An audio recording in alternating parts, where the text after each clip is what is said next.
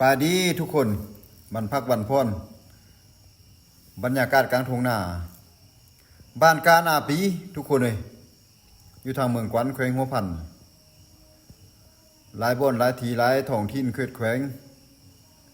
ก็ปักหล้ำกันไปแล้วเนาะแต่ว่าอยู่ทางเมืองกวันนี่กำลังบ้านกาเดือบางครอบครัวกับกากับกำลังโป่งอ้อนโป่งงามเนาะถือว่ายังทันได้ล้ำ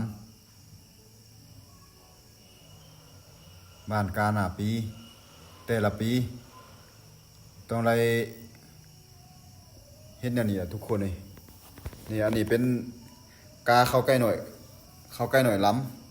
ำสูตรก็คือว่าแช่สองยอสองเนาะภาษาท้องถิ่นนี่นะ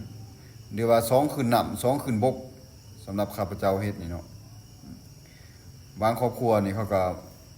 มาคือมันออกเจ้ายาวนี่ก็สองคืนน้ำสามคืนบกเราจะเอามาบ้านกาก็เตกเจ้ายาวเดี๋ยวแต่มักเนาะสำหรับข้าพเจ้าเนี่ยเอาสูตรสองคืนน้ำสองคืนบก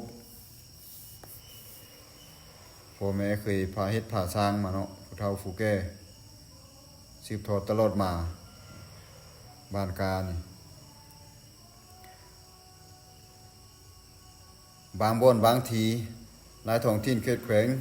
เคยปฏิบัติเนอะเลยมันงอกมันงามดีก็คอมเมนต์บอกเลยเด้อทุกคนเด้อ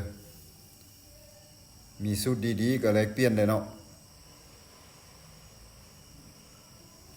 นี่แหละเพิ่นว่าอยู่ไร่อยู่นา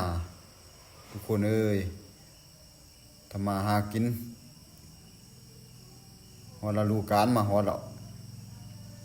ฤดูกาลหมุนเบียนจบครบหอบเนาะการเฮ็ดนาปีในแต่ละปี